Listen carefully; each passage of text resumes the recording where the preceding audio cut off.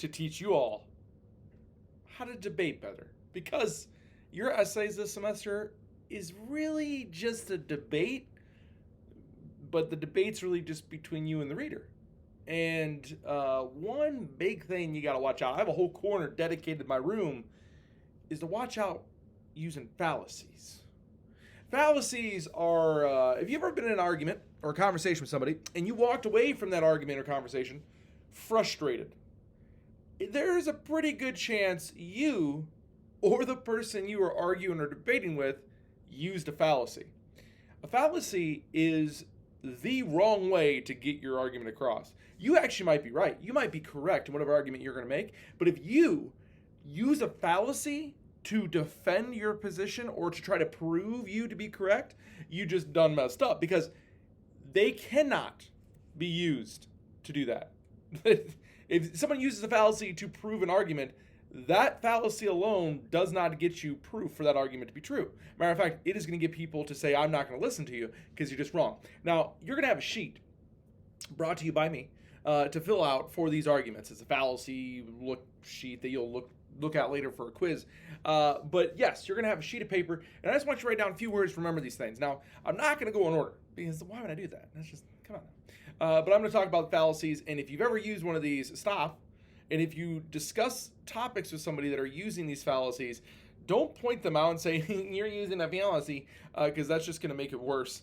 What you want to do is be able to identify them and then identify what is incorrect about them, so then you can illuminate that. But don't just say they're using a fallacy. Explain why that reasoning, that rationale, that argument that they just made is not valid. It's not sound. It's not something that we should pay attention to. Can you give me something else? So the first one that I want to talk about is fallacy of composition. It's where you take one person or one thing from a group, and you, whatever that person does or whatever something does in that particular thing, you blame the whole group for it, or you applaud the whole group for it. If you say you have a really good basketball team, but you really only have one good player, you don't have a really good basketball team. I use Michael Jordan as an example.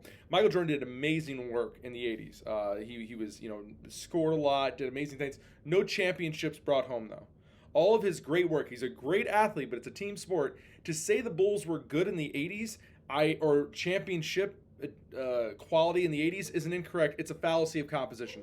Michael Jordan was good, and there was a couple of good team members too. It wasn't until the whole team got to a level that they were able to compete.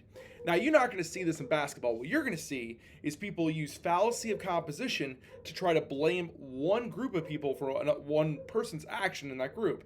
You're going to see one cop is bad, all cop is bad, right? One cop did something wrong, it means all cops are bad. That is a fallacy. There are people in every profession that do something incorrect. That doesn't mean everybody in that profession is also incorrect. You're going to see this on the news all the time. One Republican did this, which means all Republicans are like this. One Democrat did this, which means all Democrats are like this. That is the fallacy of composition that you're going to most likely see in your time. You cannot attribute one action from one person in a group to everybody else in that group. You have to find an actual causal link. So fallacy of composition, blaming one person for everything, or giving applause to one thing to everything. Tu coquet. This is you too. It means you're doing this too. So here's how this works. If I never exercised, and I tell you you should exercise because you'll be healthy, you saying, no, you can't tell me to exercise because you don't exercise. No, actually, I can tell you to exercise, because me not exercising, me being a hypocrite, doesn't change the fact that studies show that exercise allows all of these different benefits to your life. So just because somebody may be a hypocrite doesn't mean what information they're giving you is necessarily incorrect. This is where people try to blame the talker instead of the idea. The big thing about this whole unit is you need to separate yourself from your beliefs. Your beliefs aren't you. They're attached to you. You hold them, but they're not you yourself. And if you are arguing with somebody and you're talking about a topic and they want to put the finger on you, they want to talk about you instead of the argument, the topic, they're kind of doing a tu coquet fallacy. And there's also other ways to do this fallacy too.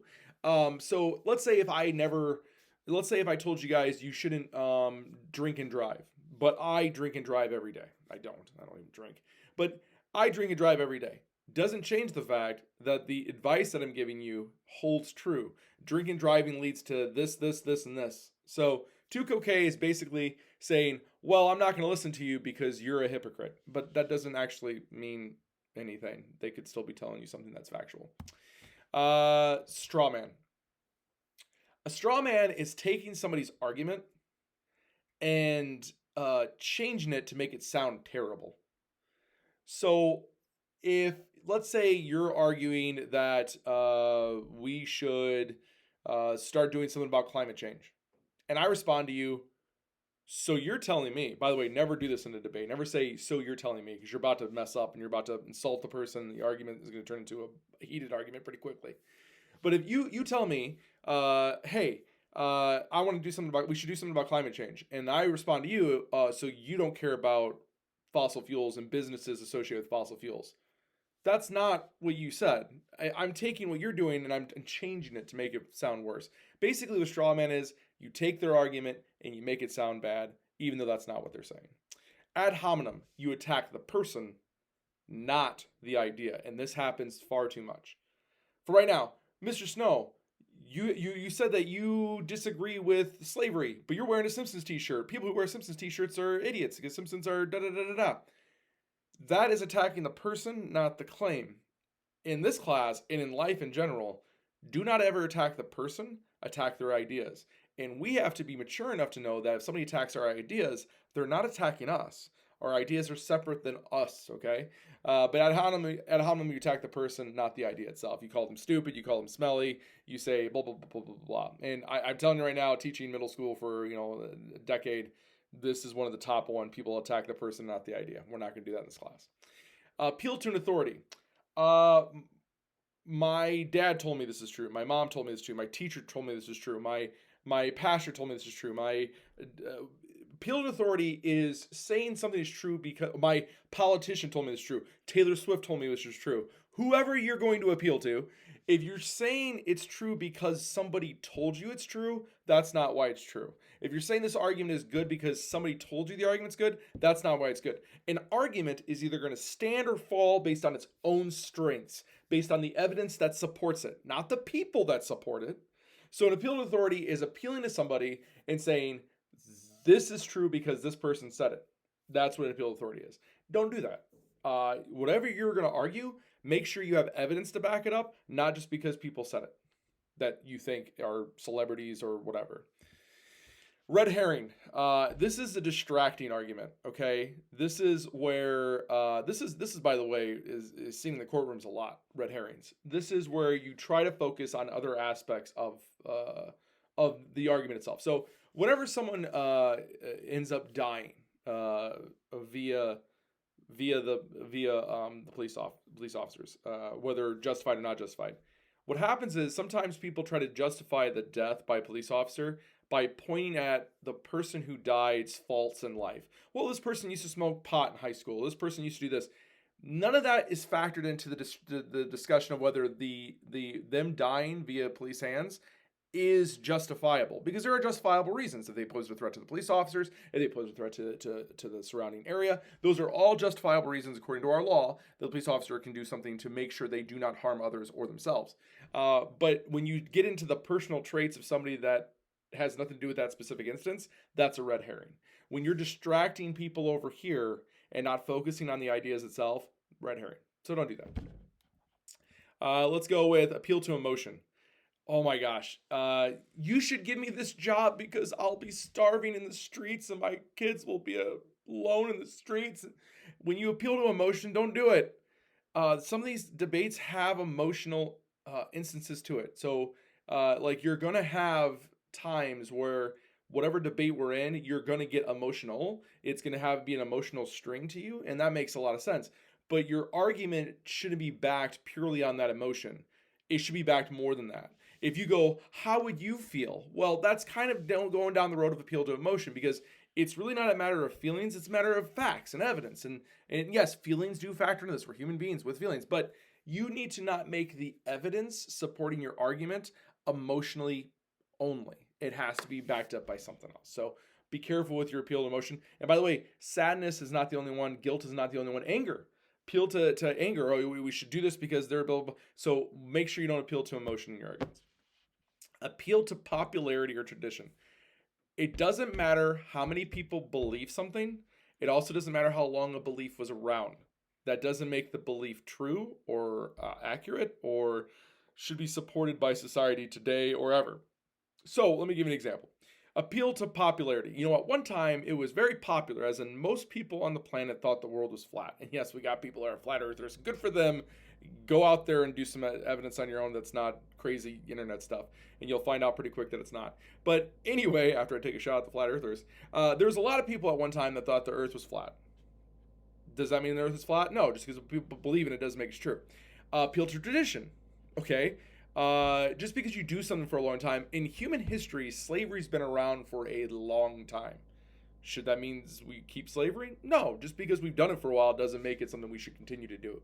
So get those out of your brain. Just because a bunch of people believe it doesn't make it true, and just because we've believed it or have done it for a long time doesn't make it true either. Appeal to popularity, appeal to tradition. Don't do it. Don't do it. Don't do it. Fallacy of personal incredulity. So here's how this works. Let's say if you have a complex subject, climate change, evolution, whatever. You can't argue just because it sounds very difficult to understand that it must not be true. So if you don't have an understanding of how something works, you can't just go, well, it doesn't make any sense to me, so therefore it can't be true. No. Personal incredulity basically means you're acknowledging that you're ignorant in something, but your ignorance is going to be your excuse for not believing the thing. That is not how this goes. One, you take the time to understand the material before you get into conversation with this stuff, because why would you do that? Two, totally be willing to say that I do not know enough on the subject to talk about it. So that right there makes you more of a learner than just throwing out ideas that aren't backed up by evidence. But yeah, you can't just say this is really complex, so I choose not to believe it. That's not a thing. Black or white, you're either with me or you're against me. Black and white fallacy is saying there's only two options to something when there's sometimes 3, 4, 5, 10, almost infinite options. You are either going to vote for this person or you want to go to war. You're going to vote for this person or you want high taxes. That's not necessarily true. There is sometimes a lot of wiggle room in between. Don't get stuck in this whole thing that there's only two options when there's obviously more than the two options. There's also this idea that the middle ground fallacy, where sometimes people say there is a middle ground to things, and we should try to find it. Sometimes there's not a middle ground. Sometimes things are what they are, and there's no debating on those facts. You need, as a human being, as a Homo sapien, as a mammal, you need nourishment. You need air. You go through a process of cellular respiration. It's a process in where each cell of your body goes through a stage of converting energy so it does its job. Each cell does its job. Without oxygen, you die. There's no middle ground to that. There's no, I don't think we need oxygen to live. No, you do. It's a pretty simple biological statement that our makeup of our body is we need oxygen to survive. We just do. So sometimes there's not a middle ground. Sometimes that is what it is. 2 + 2 = 4. It doesn't matter if you're on this planet or any other planet. 2 + 2 = 4. Mathematical principle. It is what it is. Slippery slope. X happens, then definitely Z will happen. Or A will happen, it's going to equal to Z, actually, usually the slippery slope. If you get credit card debt, you'll end up being homeless on the street. You'll be homeless on the street. You'll commit a crime. When you commit a crime, you go to jail. When you're in jail, you commit another crime in jail, and then eventually you'll be in jail for the rest of life. No. If I do this all the time. I make a joke every time I hand out a quiz. Every time I hand out a quiz and test, I do this with you guys every single time. So we get to this point, I can use this as an example. I hand out a test, and I go, don't worry about the test. If you fail this test, that means you're probably just going to fail this semester. If you fail this semester, you're going to fail next semester. If you fail next semester, that means you're probably going to then have to spend time in summer school here. You're probably going to fail that because you're going to be down in the dumps. You're going to stay another year in 8th grade, held back a year. When you go to high school finally, you're going to be so disappointed about being in high school because you're a year later than everybody else that you're going to fail freshman year, you're going to fail sophomore year, and eventually you're going to drop out of high school. Your parents are going to kick you out. You won't be able to hold down a job. You're going to be living down in a van down by the river and selling government cheese. That's a slippery slope. Starting with one thing and saying it's going to lead to this other thing isn't necessarily true. And you have to actually connect the dots in an actual evidence-based way to say A will equal Z. And it's going to be really hard to do that when you're talking about future consequences. So Watch the slippery slopes. Anecdotal evidence. I knew a person, and this is gosh, out of ad hominems and anecdotal evidence. Those are the two fallacies that students do the most, and sometimes appeal to authority. But anecdotal evidence is you have a story and you say because this story exists, even if you can't actually point to the story, that means X, Y, and Z have to be true. So this woman smoked cigarettes till she was 90, therefore cigarettes don't kill you. These people didn't go to college and they're millionaires or billionaires. So obviously that's the best way to become a millionaire or billionaire. I knew a friend once who did this. Or make up some other random scenario. I talked about in this class what ifs. What ifs are a seriously annoying thing to bring up because you can make what ifs about any scenario, about any time, any place, and just put it out there and boom, now we're distracted, not talking about things. Stories don't matter. It's evidence that is backed up by careful examination and making sure you use your sources properly. Burden of proof. I have a pet dragon. Prove that I don't. Go ahead, I have a bad dragon. It's your job to prove that I don't have a pet dragon. And you're going to ask me, Mr. Snow, bring the dragon in. Well, the dragon's too big to bring into the school. They can't actually, he lives outside in my backyard. You can't bring him into the school. Well, bring him down to Sterling, Illinois, put him in the back of the thing. Well, no, he doesn't like traveling. So he usually stays within my block of where I live. He doesn't like to travel. It's just something he doesn't. Okay, we're going to come see him. You can, but the thing is, he's invisible. Mr. Snow, prove that I don't have a pet dragon. Burden of proof.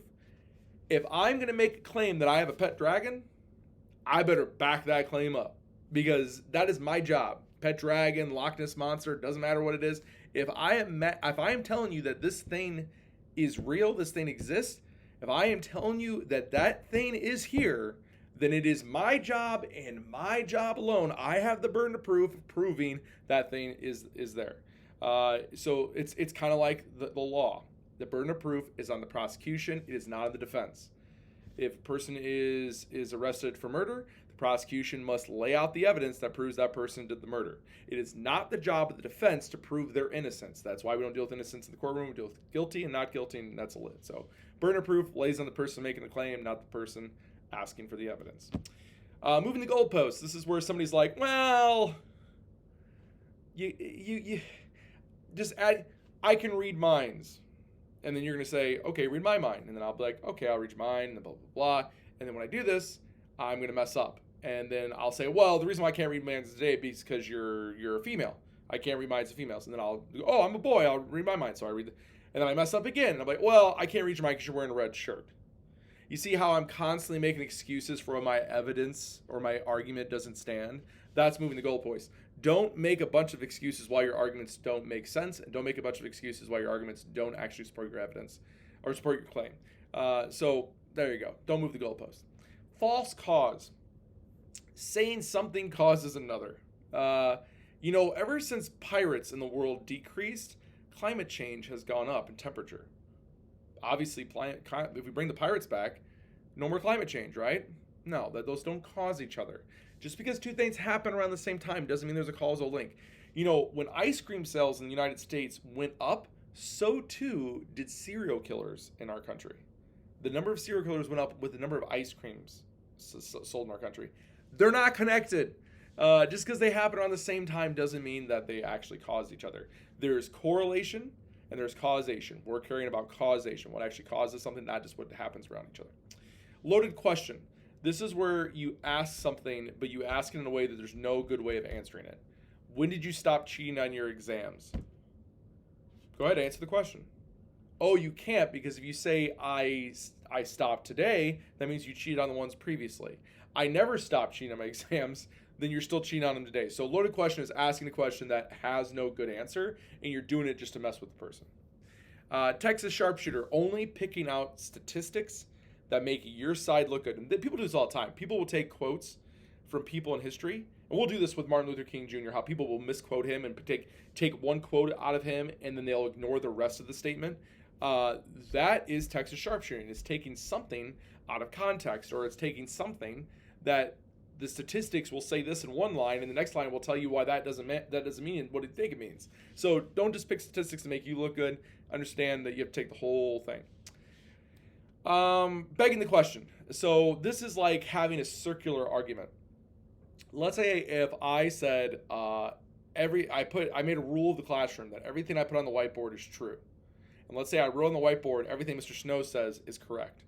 And anytime I said something that, the sky is green and water burns, and you say I'm wrong, I just point to the board and it says every time I said something, every time Mr. Snow says something, he's correct. So obviously I'm correct. You see, the rule says look at the board. Whatever the board says is the rules. And if you look at the board, it says Mr. Snow's correct for what he says. There we go. There's the train of that's begging the question. It's a circular argument. You can't set it up so you're going to win every time without actual evidence.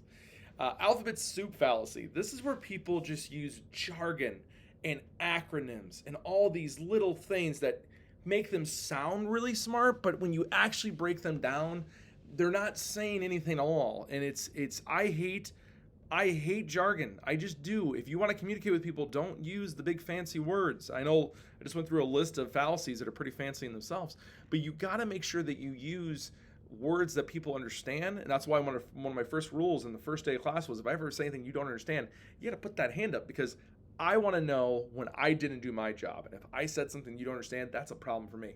So let me give you an example of alphabet soup fallacy. Repudiations of anti-vaxxers' evidence of the trans exclusionary hacks. The blurb on the latest expensive organic and dolphin-friendly dried berry superfoods all tends to be rife with the terms of acronyms that are supposed to be inspired by confidence in the statements, agreements with the premise, and the loyalty of the cause. What did I say? Nothing! I said nothing! And that's what happens in these kind of conversations, is you get these people who just say a bunch of stuff, but they don't really say anything. Turn on the news and watch a politician. You'll get that a lot.